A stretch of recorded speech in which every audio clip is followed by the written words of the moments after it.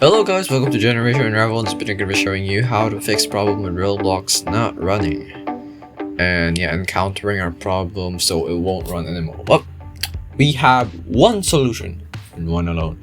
And what you need to do is head over to percent app data percent, and you should be headed over to this page. And now what you need to do is to go back to app data up here, click on it, and head over to logo, and scroll down until we find Roblox.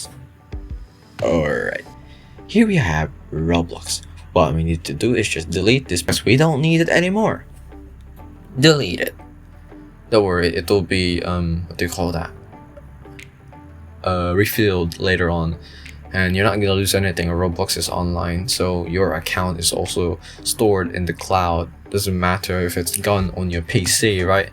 So if it's still not working that way, your last resort will be to delete Roblox, uninstall it, and just download again from the internet and install it, which you can install by following the instruction I'm showing over here. You can install by just heading over to roblox.com. That's it. That's how I think you can fix your problem. On this video, if you like, comment, subscribe if you did. This Generation Unravel, and see you in the next one. Bye.